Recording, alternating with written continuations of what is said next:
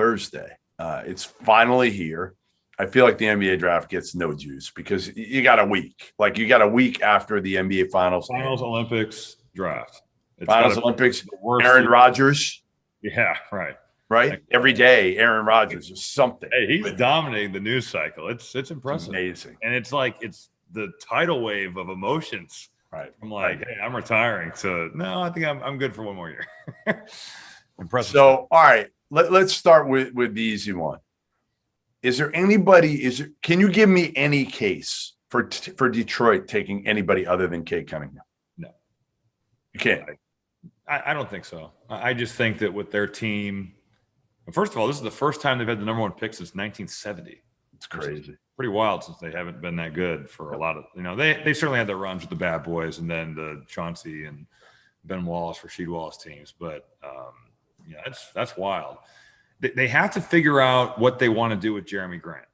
Do you want to keep him? Do you want to move him for younger players?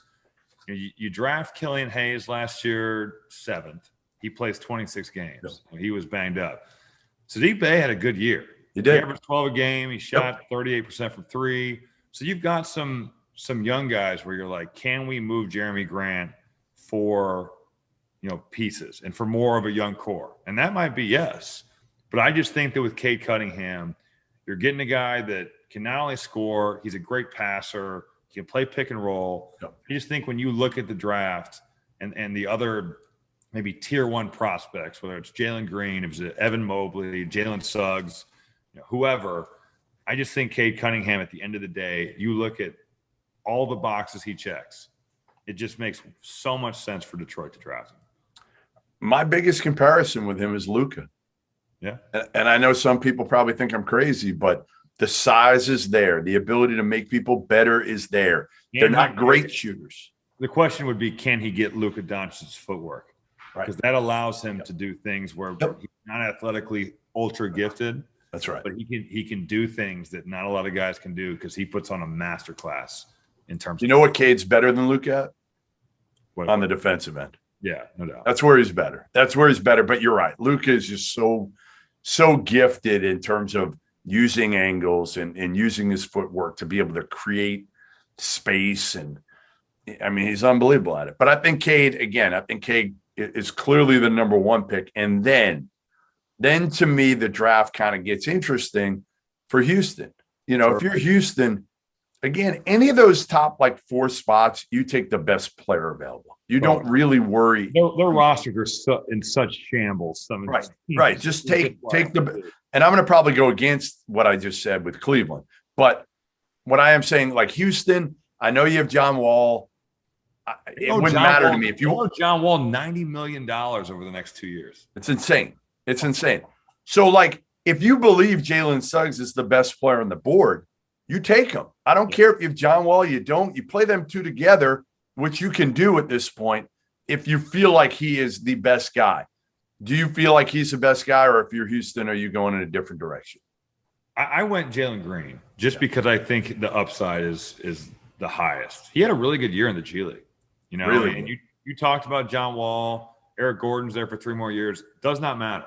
Yep. That's irrelevant. But Jalen Green's an elite athlete.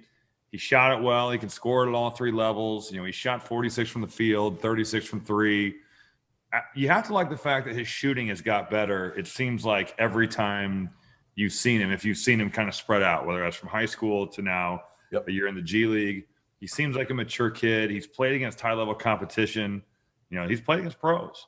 So to me, I really like Jalen Suggs. I think he's a winner. But to me, Jalen Green makes the most sense, I think, for Houston at 2. Yeah, I think he's got the highest upside. Totally. And that's where you probably say, hey, if we can get a wing that's 6'5", that's super athletic, that shot at 37 from 3, well, can he be a guy that you just put the ball in his hands and eventually he can be a bigger Donovan Mitchell type, right? Sure. And just make plays. He's not a point guard. He's never going to be – but Donovan Mitchell's not a point guard. Right. But you give him the ball and he's so athletic and, again, so difficult to guard and stay in front of. I didn't expect Jalen Green to do what he did in the bubble. But again, he was terrific. I'm with you. I'd go Jalen Green there. But man, I would think hard about going Jalen Suggs, even though they have John Wall and $91 million still owed to him. I mean, 2 years, insane. Insane. All right. Then you get to Cleveland. Kobe Altman. Cleveland's got, a decision here. To me, this is clearly a top 4 draft. I think there's a big gap after 4. A lot of people disagree with me. I've heard people calling it like a 5 or a 6-man draft. I think it's a clear 4. And that's where I think Cleveland and Toronto made out here, getting in that top 4, and neither could go wrong. Now, right. Cleveland has Colin Sexton. They have Darius Garland. It's a small backcourt. If you draft Jalen Suggs, who I think is the better, I would rather have Jalen Suggs than Evan Mobley, Rob. But I just don't think, I think then you have to make a move. You're forced to have to trade. You have to trade him then. And I just don't think his value is high enough. Right. That you're going to be able to get enough for him. You think he's worth more than everybody else does. So I would take Evan Mobley.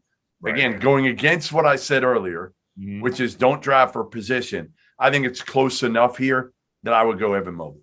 Yeah, and it's definitely not a perfect fit. You mentioned the guards, but think about if you take Mobley, the logjam of bigs you have. Yeah. Because now you've got Kevin Love, Jared Allen, who's got a qualifying offer out to him, and you have Larry Nance. Right.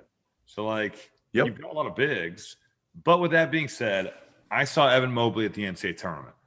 And that dude has some abilities and some skills that, man, he is gifted. He's talented. He's long.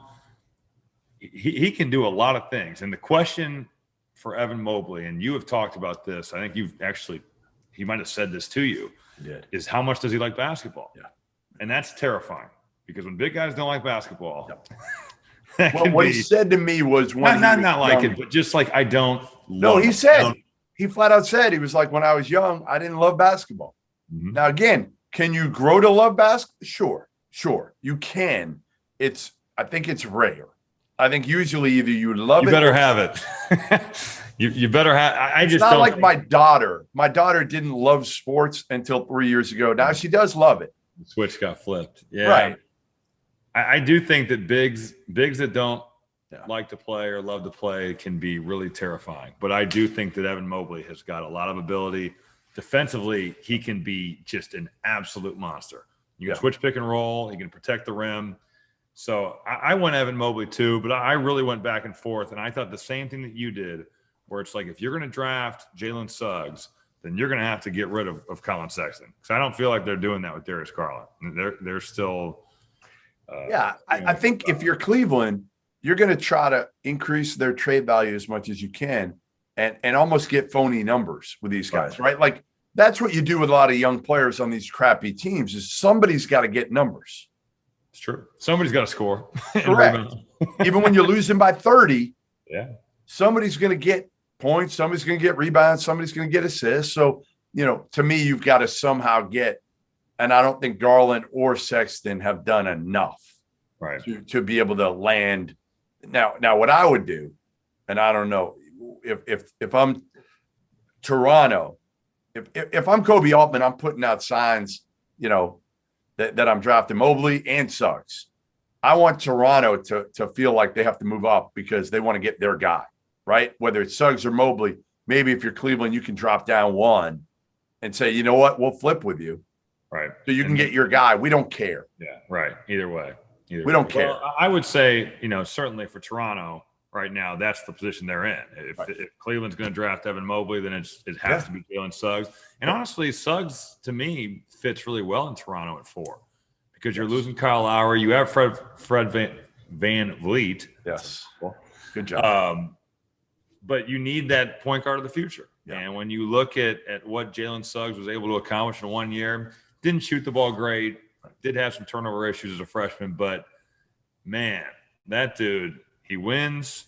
He makes huge plays. The shot at the Final Four is enough to be said with that. And his measurables are great. I mean, he is an elite athlete. At 6'4", that dude can move. So I think, it's like you said, whoever falls with him at 4, great. Yeah, listen, I think you can make a clear case that Jalen Suggs could or should be the number 2 pick. And nobody would argue with that. Nobody. He's that talented. I think he has a potential to be a top 5 point guard in the NBA at some point in his career. I think he's that talented. Again, he's got to get his shot better. Yeah. And he's got to take care of the ball. But some of the things that he sees. Totally. And that's what you're going to get that, though, with elite passers. They're going to turn it over because they're taking chances. And it's like John Morant. Yeah, right. Totally. Same thing. I mean, yeah. All right. So then we said at 2, it gets interesting. I think at 5, it gets even more interesting because to me, I don't think anybody has any clue what to do there. I'm not as big a Jonathan Kuminga fan as many are. And I've said this since day one that I felt like there were 4 guys and then a big gap. And I would not take Kuminga if I'm the Orlando Magic and Jeff Weltman. I wouldn't. I think, to me, if I'm going a guy who's defensive minded, which I don't want to go if I'm Orlando. I don't want to. I think they need offense. I think, first of all, they need to get the guy. See, I might go Bouknight. Personally, I know it's a reach. I'd probably try to move down if I could. Yeah. But ultimately, if I'm Orlando, Scotty Barnes, Jonathan Kuminga, even Davion Mitchell, like they're all defensive-minded dudes that aren't great offensive players. James Bouknight, to me, has the chance to be, a 16, 18 point a game guy. Those 3 guys we mentioned, or I mentioned, do not. Right. Yeah, this is tough. And you look at Orlando, they're in the best position to trade up, but you don't feel like anybody's going to want to trade down, like to their picks. No. You have, 5 and 8 for them. I agree with Kuminga. I think he's really raw. He's an elite athlete, but I went between Bouknight and Scotty Barnes, and I went Barnes. Yeah. Just because of the Florida deal, because he's got good size and he can facilitate. Not a great shooter. And it's fine because at 8, you could be saying to yourself, hey, you know what? Bouknight's still going to be there for us. You totally could. So I went with Barnes. He's a really, really good defender. Great defender. He can guard almost every position except for probably the 5. If they're small, he could do that too. If you get Jonathan Isaac back from injury, you have to think that's a pretty formidable defensive lineup right there. But you're right. They need to get guys who can make shots. Yeah, I don't know. I mean, same thing with Oklahoma City a little bit, right? Who's at 6. You're talking Shai Gilgeous-Alexander, Lou Dort, not a great offensive player. Like he's gotten better. Roster turnover, like roster chaos with you. Assume Kemba Walker's getting traded. Yeah, they're going to try to trade Kemba at some point, but I don't think you're going to be able to trade him with that contract right away. Baisley's decent, So like for me, if I'm Oklahoma City, I'm also looking at a guy who could score, a guy who could shoot it. Wait, you went Bouknight, Orlando, and I went Barnes. So Bouknight's off the table for OKC for you. Yeah, I don't know what you do. I mean, honestly, I don't know what you do here. I try to trade if I'm Presti. And again, I know he's got 1 million draft picks. Why not get more? I mean, Sam Presti probably sleeps with posters of all his draft picks. The lottery ball is right next to his bed. Yeah, I mean, like what are we doing here? So Sam Presti likes my mock draft here a lot better than yours because he can still take Bouknight. 100%. I think he's thrilled. Yeah, he's thrilled if he's got. You pair him with Shai Gilgeous-Alexander. He's got great size. Did you see his workout at the combine? It's become like this mythical. No. The word is that James Bouknight had this mythical shooting performance at the combine. Really? It's like driven his stock. I love Bouknight. I love him. I can't believe you haven't heard about this. No, I haven't heard. As anybody. Yeah, I have not heard about it. I have not at all. But you've been at the Peace Jam getting bee stings too much, apparently. Pretty much the problem. I'm out of it right now. Completely out of it between, who you got Golden State at 7? So Golden State at 7, I have Davion Mitchell. Really? I mean, I guess they're trying to win now. So I mean, you could give me. I think Scotty Barnes is still on the board for me, so I'll take Scotty Barnes, I guess. All right, I'll take Scotty, but Scotty's like Draymond 2.0. Yeah, he is. I went Moses Moody, which I I don't know. like that one. Just because he can score within the flow of an offense. I think he's a smart kid. I think he plays with a high understanding of what's going on. He'll pass. He's not going to need to necessarily feel like he's got to create all the time. I don't think he wants to, but he shot it, 36% from three last year. If you're trying to win now, I think the Warriors are obviously trying to shop the pick. I think if they can, they'll trade their picks and get veterans in there. But if you can't, Moody can do this and he can guard. Right. So I think Moody's great for him. I think he's a good pick for them. I love that pick. The crazy thing is Kuminga is still on the board, and it's just he's the guy that's fallen. Yeah, Kuminga for me, if I'm taking Booknight at 5 for Orlando, I'm taking Kuminga at 8. I'm okay with that. I'm okay with Kuminga at 8 for Orlando. To me, I take my score at 5 and wait and get one of Barnes or Kuminga or Davion Mitchell. That's interesting. So I went at 8, Franz Wagner, and we talked about how they need guys that can score. Yeah. I think he can shoot it better than he has.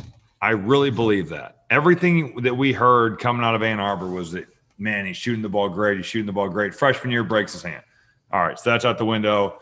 Last year, he improved a little bit, but, 34% still is not great. But I just think that he still can shoot the ball better.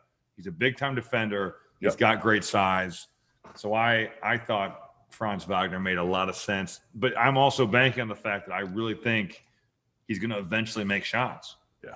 And who knows if he will. I like 9, Sacramento. I would go Moses Moody there. I think, again, I don't know how long Buddy Hield is built for Sacramento. You keep hearing the trade rumors. Right. They need shooters around De'Aaron Fox. Halliburton can come in. Obviously, he can shoot it, but Moody's a guy who can guard and really, really space a court. So I like him at 9. My last 2 picks, you might clown. I might be reaching hard here. I want Kai Jones. I like Kai Jones. I think he has so much upside. Yep. You can play him at the 4 or the 5. He can really handle it, and then he can just anchor your defense. Yeah. I think that the way he plays with a motor. I really liked Kai Jones this year. I honestly really liked Texas this year, and then they, lost to Abilene Christian. But I went Kai Jones at 9 for Sacramento. Yeah, and I would probably go Kai Jones at 10 for New Orleans because – Wait, but isn't that Memphis now? Did they trade? Because Valanciunas is going to – Oh, right. That was today. Yeah. So Memphis, I'll still go Kai Jones at 10. I'll still go Kai Jones. I just think his potential is – No, I agree. So high. 6'11", can shoot it. He's the perfect kind of face-up 4-man that everybody wants right now and scratching the surface of what he can become. Yep, I'd be okay with that. You might hate this pick too. I went Corey Kispert at 10. Just because I just think from a needs perspective, you keep giving Ja Morant space to play. And if Kispert's the best shooter in the draft, Memphis shot – they were 20th in the NBA in three-point shooting, 35%. So, Kispert shot 44. You just give him guys that can make shots. And that may very well be a pick where you're like, dude, you can't take him at 10. Maybe you trade down and get him, but I don't know. So I just thought the team need there is so strong with what Ja Morant does well. All right, so who is the guy in the draft, the biggest sleeper, the most undervalued guy that, again, most people don't have going nearly as high as you have them going? Who do you love? I guess the obvious choice for me has got to be Jalen Suggs, because I have him going at 4, and he could easily be at 2. But then, later on, if you're talking about later on, I'll go Kai Jones. Okay. I think Kai Jones. Give me one further down. Oh my God! How far you want me to go? I want to go one further down. Like if I said, if I went Brandon Boston. Okay, so something like that. I want somebody that Josh Christopher. All right, hold on. David Johnson. Let me pull up a list of players here so I can go far enough down in the list here for you. Like everybody loves Chris Duarte now. That's the hot one. He has become yes. He certainly has become a hot name. Do you want me to go like Luka Garza? Is that far enough down for you? Well, yeah, but what do you think Luka Garza is going to be in the league? I mean, if he can make shots, he could be a stretch Five. good. Stretch 5. Yeah. All right. You know who everybody likes too? I mean, Bones Highland is moving up. Yeah. From VCU. I'm gonna go. You know what? This will be deep for you. I'm gonna go Joe Wieskamp. I like that one. I like that one. Bias there, but I think he's a good athlete. I think he can make shots. Yep. And I think that he's a guy that can fit in a lot of different places and be productive. And I would honestly say he kind of reminds me a little bit of Kevin Huerter. I'm a fan. And he's been very effective in that role too. No, I'm a fan. Who's the guy you're worried about the most? Who's the guy that, you know, people have going higher that you're just like, eh? This is easy because we didn't take him in the lottery, and it's got to be Kuminga. I mean, he's gone from like a consensus top 5 pick to where we didn't even. I mean, that's an easy decision for. I'm worried about him. I'm just worried about him. I saw him playing. I'm also leery though of this question because we were all on the LaMelo. We screwed up last year. And hey, for all the LaMelo fans out there, we're sorry. Yeah, we didn't like him for different reasons, I think. I was blinded by my dislike of his father. Yeah, well, listen, maybe it was the same reason. Because you didn't have to, deal with his father like I did, okay? Sure. I guess I was blinded by his immaturity when I was around him. Yeah. That was my biggest thing is I felt like he was never going to guard a tree. Didn't want to guard, and the shot was broke. And I love the obviously the court vision and all that and the passing ability, but I just didn't think he was mature enough to figure it out this quickly. But I give him credit. The guy that here's the guy that I want to get your take on. All right. Because I still think he should go higher than people have him projected. Tell me why Io is a guy that some people don't even have going like in the first round. Yeah. I mean, a guy that produced at a high level in college. I guess you just wonder, like, everybody's his size in the NBA. So when he's getting downhill on these handoffs and these ball screens, and he's just bullying his way to the rim, because he would do that. He would just play bully ball. Man, try to play bully ball with some of these guards that are tanks, right? With Jeff Gibbs-like bodies. You're going to have nightmares of Jeff Gibbs. This dude's just still got me on the block just going to town, dude. But no, everybody is that big, and everybody is strong, and everybody's athletic. And he shot it well, though, Rob. One area that everybody wanted to see with Io that they were ripping on early was can't shoot it, can't shoot it, can't shoot it. He shot like 39% from 3 last year. I know. So he answered that bell. He did, and certainly answered that question. The NBA draft is amazing to me because it's all about momentum. Like guys like Chris Duarte is just riding this wave right now. Yes. Book Knight is riding this wave. And for whatever reason, Io hasn't got there. You wonder how he's worked out for some of these teams. You also wonder if maybe he had a couple good workouts and those teams are trying to keep him quiet, and he will go at like 12 or 13 or wherever. But I think that the biggest concern I have with Io DeSumo is that he's going to see a greater caliber of athlete and really just bigger bodies at this level. But you're right. He did exactly what they said. Go back to school and shoot the ball better. Right. And he did that. Who are you rooting for the most in this draft? Who's the player that you like the most? I'll give you mine. I'll buy you a few seconds here. Mine is clearly Jared Butler. Yeah. It's not even close. I mean, as good a kid as there is, there were some significant medical concerns where he wasn't cleared until recently by the NBA. And I wasn't sure, and I know all the specifics of this. I'm not going to say them on this pod, but I wasn't sure he was ever going to be cleared by the NBA. That's a good one. I'm going to give you 2. Okay. I'm going to go for my first one, Jericho Sims, because I think that his improvement is really amazing to see. Yeah. I mean, those videos of him putting his chin on the rim. He's a freak. He's so athletic, dude. Freak. I just think that he'd be a really good story of somebody who's kind of like flown under the radar, really quiet kid, very unassuming, and now he's put himself in a position to get drafted. And then I've always really liked Isaiah Liver's game. Yeah. I don't know if I would assume he'll get drafted in the second round. He's got good size. He can make shots, but I've always been a fan from afar.